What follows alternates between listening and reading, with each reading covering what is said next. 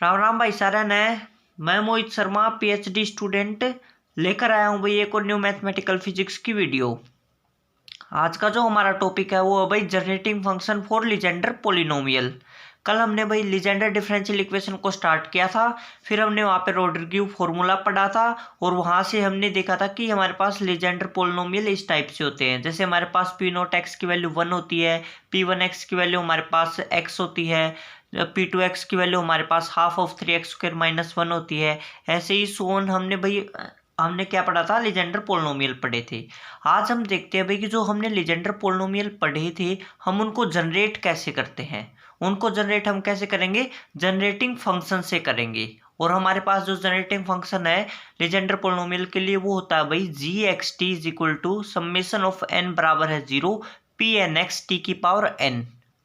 ठीक है भाई। अब ये तो हमारे पास भाई एक वैल्यू हो गई जनरेटिंग फंक्शन की। अब यहाँ से तो हम देखो पी एन की जगह पे 0 1 2 3 पुट करके भाई P0x P1x P2x find out कर लेंगे।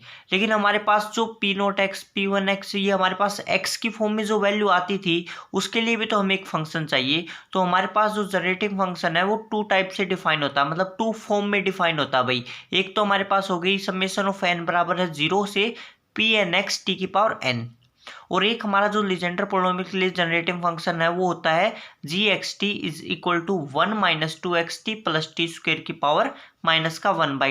Where mode of t <1।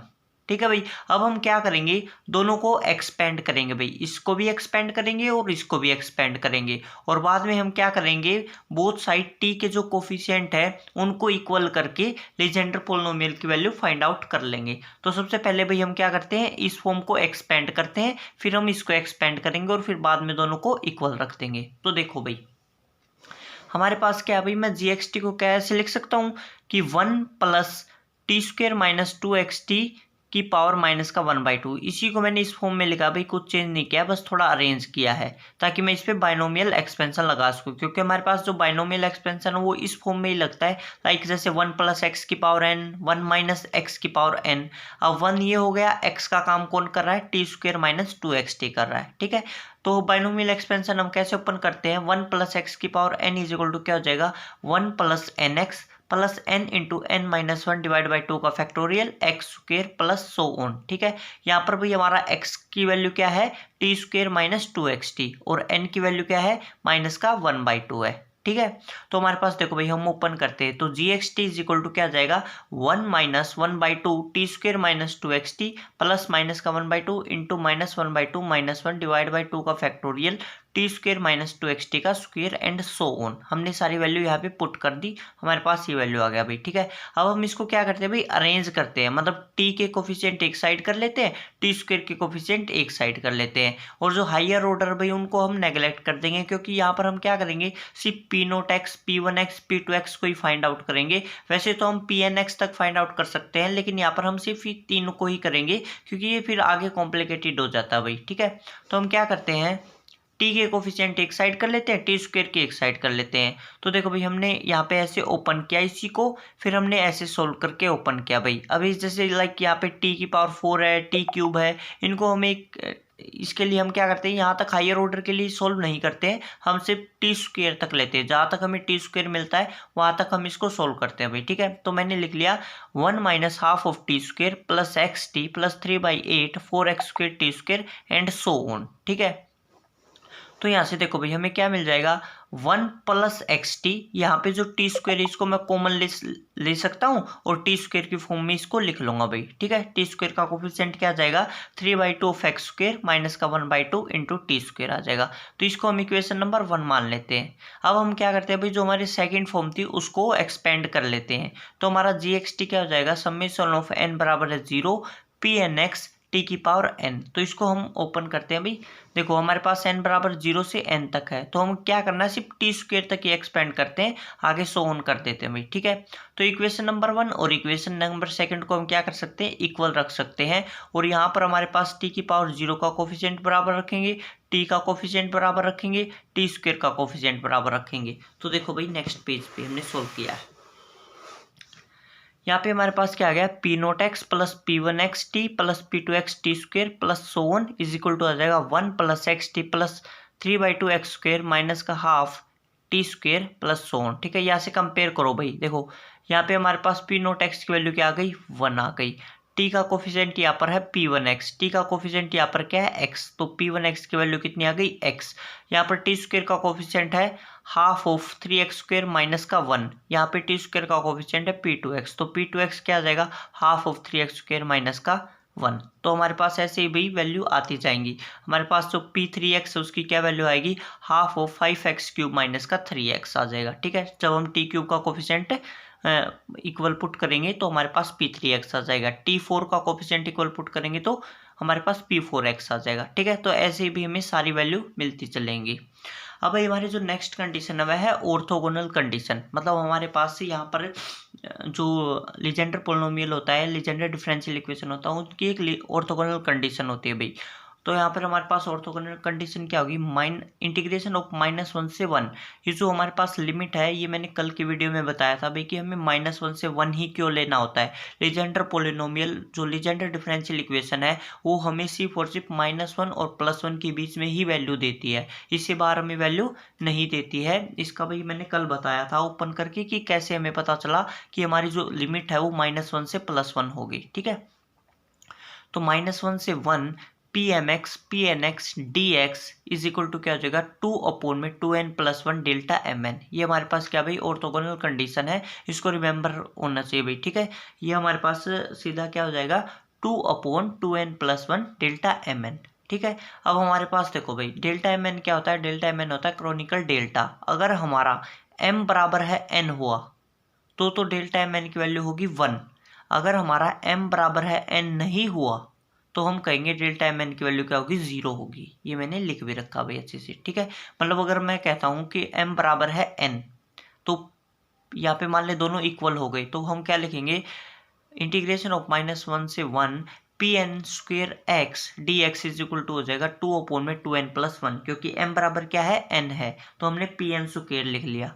अगर हमारा m बराबर है n की नहीं है तो क्या हो जाएगा, इंटीग्रेशन ऑफ -1 से 1 pmx pnx dx is equal to 0, क्योंकि डेल्टा mn क्या हो जाएगा, 0 हो जाएगा। ठीक है, तो ये हमारी क्या होती है भाई, ऑर्थोगोनल कंडीशन होती है। ठीक है, तो देखो भाई हमारे पास मान लेते हैं भाई कोई भी फंक्शन है, ये एक एग्जांपल है भाई, कोई क्वेश्चन है कि हमारे पास कोई भी एक फंक्शन दे रखा है f(x) is equal to x square minus का 2, तो ये कह रहा है इसको लीजेंडर पोलिनोमियल के टर्म में लिखो भाई।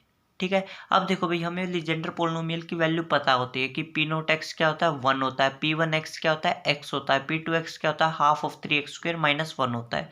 हमें यहाँ पर देखो क्या चाहिए, एक्स स्क्वेयर की वैल्यू चाहिए, एक्स स्क्वेयर की वैल्यू मैं यहाँ से फाइंड आउट कर लूँगा, और एक हमें कॉन्स्टेंट की वैल्यू चाहिए, लाइक 2 × 1 लिख सकता हूँ मैं इसको, तो 1 की वैल्यू क्या होती है, p0x होती है। तो यहाँ से दोनों वैल्यू फाइंड आउट करके हम इक्वेशन में पुट कर देंगे और हमारा जो फंक्शन है वो लीजेंडर पोलिनोमियल के टर्म में आ जाएगा भाई। तो देखो यहाँ से मैं क्या करता हूँ, एक्स स्क्वेयर की वैल्यू निकाल लेता हूँ p2x की फॉर्म में। ठीक है, तो मैंने निकाल लिया भाई, इसको सोल्व करके एक्स स्क्वेयर की वैल्यू निकाल ली, 2p2x+1 डिवाइड बाई 3 आ गया। अब हमारे पास f(x) क्या होता है, एक्स स्क्वेयर माइनस 2 है, एक्स स्क्वेयर की जगह पे मैंने वैल्यू पुट की, माइनस का 2 है। इसको जब हम सोल्व करते हैं तो हमें मिलता है 2p2x - 5 डिवाइड बाई 3।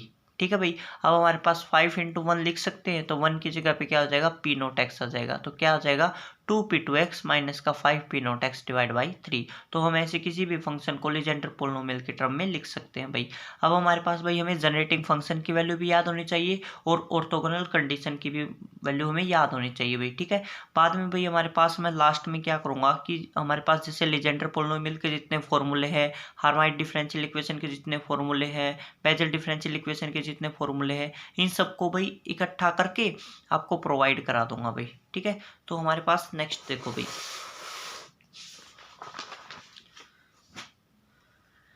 नेक्स्ट है भाई हमारे पास कि कोई फंक्शन दे रखा भाई f(x) can be written as a linear combination of Legendre polynomial. ये कह रहा है भाई कि हम किसी भी फंक्शन f(x) को लीनियर कॉम्बिनेशन में लिख सकते हैं भाई, मतलब लीजेंडर पोलिनोमियल के लीनियर कॉम्बिनेशन में लिख सकते हैं भाई। हमारे पास मतलब कोई भी फंक्शन f(x) है उसको कैसे लिख सकते हैं, linear combination of Legendre polynomial. ठीक है। तो हम इसको कैसे लिखेंगे, f x is equal to summation of n बराबर है 0 c n p n x. हमने इसको किस फॉर्म में लिख दिया, linear combination of Legendre polynomial. यहाँ से हमें क्या क्या बेनिफिट होगा भाई, हमें बेनिफिट होगा कि क्वेश्चन में हमसे पूछा जाएगा कि C5 की वैल्यू फाइंड आउट करो, C2 की वैल्यू फाइंड आउट करो, C1 की वैल्यू फाइंड आउट करो। तो हम इस फॉर्मूले की हेल्प से इन सब की वैल्यू फाइंड आउट कर लेते हैं भाई। तो मैं इसको ओपन कर लेता हूँ भाई एक बार, और यहाँ से हम Cn की वैल्यू फाइंड आउट कर लेते हैं। फिर हमें कुछ भी गिवन वैल्यू होगी तो हम उनको इसमें पुट करके इजिली सॉल्व कर लेंगे। तो देखो हमारे पास है भाई कि f x is equal to summation of n बराबर है 0 c n p n x है। तो मैं क्या करता हूँ, multiply both side p m x and integrating. मतलब हमारे पास एक तो p n x Legendre polynomial है, तो मैं Legendre polynomial p m x की मल्टीप्लाई कर देता हूँ और इंटीग्रेटिंग कर देता हूँ। तो देखो इंटीग्रेटिंग किस फॉर्म में होगा, किस रेंज में होगा, लिमिट होगी -1 से 1, क्योंकि हमें पता है कि जो लीजेंडर पोलिनोमियल की लिमिट होती है वो क्या होती है, -1 से 1 होती है। तो -1 से 1 f x p m x d x is equal to हो जाएगा summation of c n integration -1 से 1 p n x p m x d x. ठीक है भाई। तो यहाँ से देखो -1 से 1 f x p m x d x is equal to हो जाएगा समेशन ऑफ एन बराबर है 0 सी एन। ये अभी अभी हमने पढ़ा था भाई, ये क्या होता है हमारा, ऑर्थोगोनल कंडीशन होती है, किसकी इक्वल होती है 2/2n+1 डेल्टा एम एन। ठीक है भाई। अब देखो हमारे पास अगर m बराबर है n के होगा तो हमें राइट हैंड साइड में वैल्यू मिलेगी भाई। अगर m बराबर n के नहीं हुआ तो राइट हैंड साइड क्या हो जाएगी, 0 हो जाएगी, क्योंकि डेल्टा एम एन क्या हो जाएगा, 0 हो जाता है। तो हम मान कर चलते हैं कि m बराबर किसके है, n के है, क्योंकि हमें राइट हैंड साइड में वैल्यू चाहिए, हमें सी एन की फॉर्म निकालनी है। तो हमें राइट हैंड साइड में क्या चाहिए भाई, वैल्यू चाहिए। हम राइट हैंड साइड में 0 नहीं लेके आ सकते। तो हम मान कर चलते हैं कि m बराबर क्या है, n है। अगर m बराबर n होगा तो डेल्टा एम एन क्या हो जाएगा, 1 हो जाएगा। तो जहां जहां पर आपको m दिख रहा है वहां पे आप क्या पुट कर दो, n पुट कर दो। तो देखो -1 से 1 एफ एक्स, यहाँ पे क्या पुट हो जाएगा, n पुट हो जाएगा। तो पी एन एक्स, यहाँ पे भाई डी एक्स भी आएगा। ठीक है, यहाँ पे क्या आएगा, d x is equal to क्या हो जाएगा, समेशन ऑफ n बराबर है 0 से c n 2/2n+1 delta m n. अब देखो भाई हमारे पास यहाँ पे हमने ये जो समेशन है इसको रिमूव कर दिया है। हमने रिमूव क्यों कर दिया है, क्योंकि हमारे पास सिर्फ और सिर्फ हमें एक वैल्यू पे ही यहाँ पे वैल्यू मिल रही है। देखो यहाँ पर हमारे पास जब हमारा m बराबर n के होगा, यहाँ पर तो क्या है, n बराबर 0 1 2 3 4 5 ऐसे चल रहा है। तो हमारे पास जब n बराबर 0 से हम इनफाइनाइट तक जाएंगे तो एक वैल्यू m ऐसी मिलेगी जिस पे हमें राइट हैंड साइड में वैल्यू मिलेगी। ठीक है, तो सिर्फ हमें n बराबर है m ही लेना है। तो अब यहाँ पर हमारे पास 0 से इनफाइनाइट तक सभी वैल्यू पे हमें राइट हैंड साइड 0 मिलेगी except one value which is m। ठीक है, तो हमारे पास यहाँ पे सिर्फ क्या है, इसलिए हमने समेशन को रिमूव कर दिया कि बची हुई टर्म का हमारे पास अब कोई काम नहीं है, क्योंकि वो सारी राइट हैंड साइड में क्या वैल्यू देती है, 0 देती है। इसलिए हमने इसको रिमूव कर दिया भाई। ठीक है, तो क्या बच जाएगा हमारे पास 2/2n+1 सी एन आ गया। तो यहाँ से हम सी एन की वैल्यू इजिली फाइंड आउट कर लेंगे। सी एन इक्वल टू क्या हो जाएगा, 2n+1 divide by 2 integration of -1 से 1 f x p n x d x. ठीक है भाई। तो यहाँ से अब हम देखो, मान लो हमें क्वेश्चन मिलता है कि आप लीजेंडर पोलिनोमियल में C5 की वैल्यू निकालो। ठीक है, तो n की जगह पे हम क्या पुट कर देंगे, 5 पुट कर देंगे। मान लो कहता है कि C2 की वैल्यू निकालो, तो C2 क्या हो जाएगा, n की जगह पे 2 पुट कर देंगे, 2 × 2 + 1 5/2। तो यहाँ से आ गया इंटीग्रेशन ऑफ -1 से 1 एफ एक्स भी हमें गिवन होगा, यहाँ पे P2x पुट कर देंगे। अब P2x की वैल्यू आपको पता होगी भाई कि P0x की होती है 1, P1x की होती है x, P2x की होती है हाफ ऑफ 3x² माइनस का 1। ठीक है, तो यहाँ पे अगर आपको भाई जैसे P4x है, P5x है, P6x है, अगर ऐसे वैल्यू देता है वो तो आपको P5 P6 इनकी वैल्यू भी गिवन होगी। अगर 3 तक है तो 3 तक तो हमें याद रखनी है भाई। ठीक है, अगर वो 4 भी देगा तो उसकी वैल्यू एग्जाम में गिवन होगी हमें कि P4x ये होता है। फिर हम सारी वैल्यू पुट कर देंगे और इसको सोल्व कर लेंगे भाई। ठीक है, फिर हमारे पास जो नेक्स्ट है भाई, जो नोट नंबर सेकंड है उसमें क्या है कि -1 से 1 GXT PMX DX किसके इक्वल होगा भाई। ठीक है, ये हमारे पास डायरेक्ट क्वेश्चन पूछा गया था भाई, बट वहाँ पे हमारे पास क्या लिखा हुआ था, GXT की जगह पे लिखा हुआ था कि इंटीग्रेशन ऑफ -1 से 1 1 - 2xt + t² की power -1/2 p m x d x किसके इक्वल होगा। अब भाई जिसको पता है जी एक्स टी की वैल्यू, जिसको पता है जनरेटिंग फंक्शन की वैल्यू, जिसको पता है वो तो इजीली फाइंड आउट कर लेगा। उसको तो पता होगा कि हमारे पास ये जी एक्स टी की वैल्यू है, ठीक है। और जिसको नहीं पता होगा भाई वो ऐसे भी कंफ्यूज हो जाएगा कि हमारे पास ये इतना कॉम्प्लिकेटेड क्वेश्चन हो गया। तो मैं इसलिए कहा था भाई कि जी एक्स टी की वैल्यू आपको याद होनी चाहिए, जनरेटिंग फंक्शन की वैल्यू आपको याद होनी चाहिए। तो देखो भाई जब हम इसको सोल्व करते हैं तो हमें क्या मिलता है, इसको देखो भाई हम सोल्व करते हैं। -1 से 1 integration g x t p m x t x किसके इक्वल हो जाएगा, -1 से 1। अब जी एक्स टी की एक वैल्यू हमें पता है क्या होती है, समेशन ऑफ n बराबर है 0 पी एन एक्स टी की पावर n, ये होती है p m x d x हो गया, क्योंकि इसकी वैल्यू जी एक्स टी की वैल्यू हमारे पास ये होती है भाई, ठीक है। तो फिर आगे क्या होगा हमारे पास, अब देखो भाई आगे क्या होगा, समेशन ऑफ n बराबर है 0 t की पावर n इंटीग्रेशन ऑफ -1 से 1 p n x p m x d x. अब जो t की पावर n है हमने ये इंटीग्रेशन से बाहर निकाल लिया। क्यों निकाल लिया भाई, क्योंकि हमारा इंटीग्रेशन किसके रिस्पेक्ट में है, x के रिस्पेक्ट में है। तो मतलब हमारे पास इंटीग्रेशन में सिर्फ और सिर्फ x फंक्शन ही आएगा, ठीक है। अब Pn है वो x का फंक्शन है, Pm भी x का फंक्शन है, इसलिए ये इंटीग्रेशन के अंदर है। बट t क्या है, x का फंक्शन नहीं है, तो Tn क्या हो गया, इंटीग्रेशन से बाहर आ गया। अब इसकी वैल्यू आप लोगों को पता है, ऑर्थोगोनल कंडीशन है, क्या हो जाएगी 2/2n+1 डेल्टा mn हो जाएगी। अब यहाँ पर भी वही बात आ गई भाई कि हमारे पास n बराबर है 0 से इनफाइनाइट तक, सिर्फ जब n बराबर m की हो जाएगा तो ही हमें राइट हैंड साइड में वैल्यू मिलेगी, और अदरवाइज हमें सब वैल्यू क्या मिलेंगी, 0 मिलेंगी। तो सिर्फ एक वैल्यू के लिए हमें राइट हैंड साइड मिलेगा भाई, ठीक है। जब n बराबर किसके हो जाएगा, m की हो जाएगा। मान लेते हैं हमारे पास m की वैल्यू है 5, m की वैल्यू क्या है 5 है, तो हम पुट करके देखते हैं। n बराबर है 0 पुट करेंगे तो राइट हैंड साइड 0 मिलेगी, n बराबर है 1 पुट करेंगे तो भी राइट हैंड साइड हमें 0 मिलेगी। जब हम n बराबर है 5 पुट करेंगे तो हमें राइट हैंड साइड में क्या मिलेगी, वैल्यू मिलेगी, क्योंकि हमारा m बराबर किसके हो गया, n के हो गया, क्योंकि m भी 5 हो गया n भी 5 हो गया, तो ही हमें वैल्यू मिलेगी। अदरवाइज हर वैल्यू के लिए हमें राइट हैंड साइड क्या मिलेगी, 0 मिलेगी। तो हम मान लेते हैं एट m बराबर है n पे डेल्टा mn क्या होगा, 1 होगा भाई। तो हमारा देखो -1 से 1 जी एक्स टी एम बराबर किसके है, n के, तो p n x d x is equal to क्या आ जाएगा, 2/2n+1 t की पावर n हो गया, ठीक है। यहाँ पे हमने समेशन क्यों हटा दिया, क्योंकि ये वैल्यू राइट हैंड साइड सिर्फ हमें एक ही वैल्यू पे मिल रही है, अदरवाइज सभी वैल्यू के लिए हमें क्या मिल रहा है, 0 मिल रहा है। तो m बराबर है सिर्फ n पे हमें वैल्यू मिल रही है। तो हमारे पास क्या हो जाएगा भाई, अगर मान लो जनरेटिंग फंक्शन में यहाँ पे देता है कि इंटीग्रेशन ऑफ -1 से 1 summation of p n x t की power n p n x d x किसके इक्वल होगा, तो भी किसके इक्वल होगा, 2/2n+1 2/2n+1 t की पावर n होगा, ठीक है। क्योंकि जी एक्स टी की दोनों वैल्यू आपको याद होनी चाहिए। एक तो हमारे पास होता है कि 1 - 2xt प्लस टी स्क्वेयर की पावर -1/2, एक होता है हमारे पास summation of p n x t की पावर n, ठीक है भाई। तो हमारे पास सीधा ऐसे भी पूछ सकता है या जी एक्स टी की वैल्यू पुट करके भी पूछ सकता है। तो रिमेंबर होना चाहिए किसके इक्वल होता है, 2/2n+1 t की पावर n, ठीक है भाई। अब देखो भाई क्वेश्चंस कैसे आते हैं। हमारे पास क्वेश्चन है भाई कि जनरेटिंग फंक्शन है जी एक्स टी, ये दे रखा भाई, ठीक है। पूछा गया कि पी एन एक्स इज, यहाँ पे कहा गया कि where p n x is Legendre polynomial, तो the value of p3 - 1 is. अब देखो भाई हमारे पास कंफ्यूजन करने के लिए हमें ये वैल्यू भी दे दी, तो हमें लगेगा भाई ये बहुत ज़्यादा कॉम्प्लिकेटेड क्वेश्चन है, क्योंकि हमारे पास जनरेटिंग फंक्शन गिवन दे रखा है, इसका जनरेटिंग फंक्शन का यूज़ हो सकता है। बट ये एक्चुअल नहीं होता भाई कि हमारे पास जो डाटा हो हम उसका यूज़ ही करें, ठीक है। कई बार हमारे पास जो गिवन डाटा होता है वो एक्स्ट्रा डाटा होता है भाई, हमें उसका यूज़ नहीं करना होता। यहाँ पर सिर्फ ये बताया जा रहा है कि हमारे पास जनरेटिंग फंक्शन का सिर्फ ये मतलब है कि हमारे पास जो ये है ये लीजेंडर पॉलिनोमियल है भाई। ये क्या है, लीजेंडर पॉलिनोमियल का क्वेश्चन है, सिर्फ इससे हमें ये बताया जा रहा है। ये क्वेश्चन देखो कितना इजी हो जाएगा।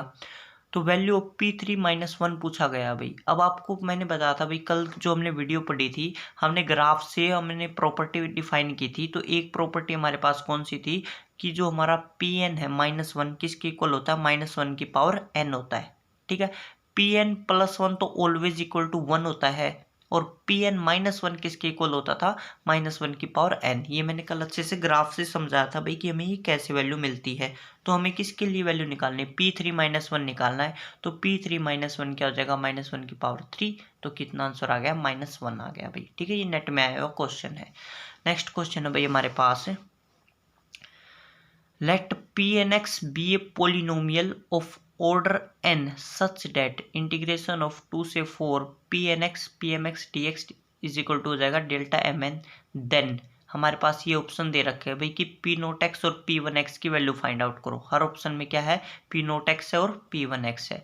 अब भाई हमारे पास यहाँ पे बच्चे कंफ्यूज कहाँ हो जाएंगे, बच्चे देखते ही ये सोचेंगे कि this is the Legendre polynomial, ठीक है, और लीजेंडर पोलिनोमियल से इस क्वेश्चन को सोल्व करने की कोशिश करेंगे और वहीं पे ये क्वेश्चन क्या हो जाएगा, गलत हो जाएगा।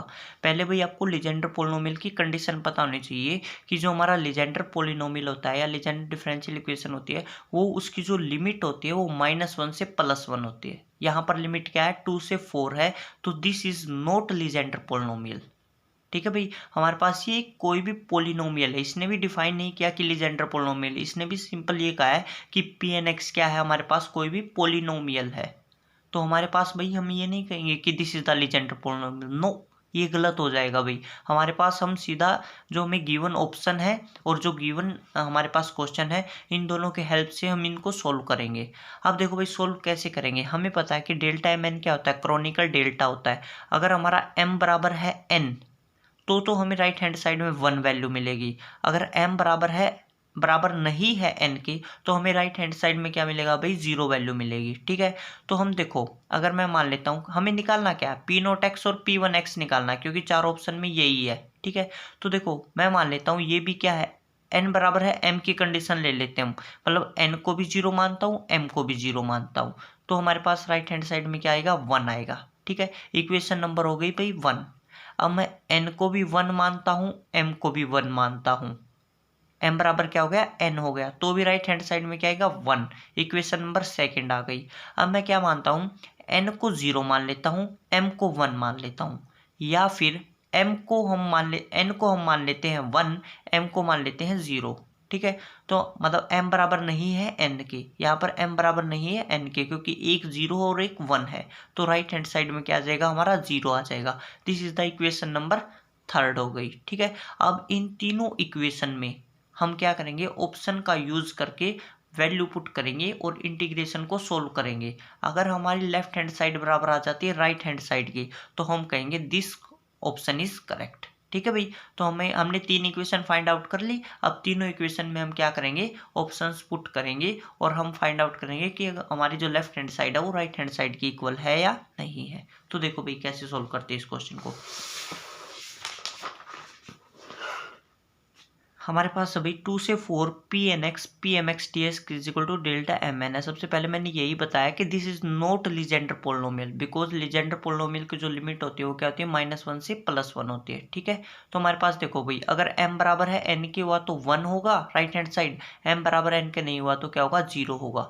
एक बार हम मान लेते हैं कि हमारा m बराबर है n बराबर है किसके है, 0 के इक्वल है। देन 2 से 4 p nought x d x is equal to क्या हो जाएगा, 1 के हो जाएगा। ऐसे ही m बराबर n बराबर है 1, तो देन क्या हो जाएगा, 2 से 4 p one x d x is equal to हो जाएगा 1। ऐसे ही हम मान लेते हैं n बराबर है 0 और m बराबर है 1 के, देन क्या हो जाएगा, 2 से 4 p nought x p one x d x is equal to 0। तो हमारे पास क्या आ गया, ये 3 इक्वेशन आ गई। अब हम क्या करेंगे, ऑप्शंस का सहारा लेंगे और इन तीनों इक्वेशन के लेफ्ट हैंड साइड में ऑप्शन पुट करेंगे और हम देखते हैं कि हमें राइट हैंड साइड मिलेंगी या नहीं। अगर राइट हैंड साइड मिल गई तो हम कहेंगे this is the correct answer. ठीक है, तो हम ऑप्शन नंबर 1 उठाते हैं भाई। ऑप्शन नंबर 1 क्या कहता है, पी नोट एक्स बराबर है 1/√2 और पी वन एक्स क्या है, √3/2 3 माइनस का x है। तो भाई हम पुट करते हैं 2 से 4 p nought x d x था, पी नोट एक्स की जगह पे पुट करो 1/√2, तो हमने पुट किया भाई। यहाँ से जब हम इंटीग्रेशन सोल्व करते हैं तो हमें 1 मिलता है भाई। ठीक है, ये एक कंडीशन सेटिस्फाई हो गई। अब इक्वेशन नंबर सेकंड में पुट करो भाई। हमने इक्वेशन नंबर सेकंड में पुट किया, 2 से 4 p one x d x है। पी वन एक्स की वैल्यू हमें गिवन है √3/2 3 minus x √3/2 3 minus x d x है। जब हम इसको सोल्व करते हैं भाई, इसका जब हम इंटीग्रेशन सोल्व करेंगे, इसको ओपन कर लेंगे भाई, यहाँ से कितना हो जाएगा 9 + x² माइनस का 6x आ जाएगा। ठीक है, तो हम इसको जब हम इंटीग्रेशन सोल्व करते हैं तो हमें इंटीग्रेशन सोल्व करने के बाद क्या मिलता है भाई, 1 मिलता है। ठीक है, ये इंटीग्रेशन भाई आप कर सकते हो, 11th-12th का बेसिक इंटीग्रेशन है, तो हमें क्या मिलता है, 1 मिलता है भाई। ठीक है, तो हम कहेंगे इक्वेशन नंबर सेकंड भी सेटिस्फाई हो गई। अब हम इक्वेशन नंबर थर्ड में पुट करते हैं भाई। अगर इक्वेशन नंबर थर्ड से हमें 0 मिल जाता है तो हम कहेंगे दिस ऑप्शन इज करेक्ट। ठीक है, तो देखो भाई 2 से 4 P0x P1x dx है।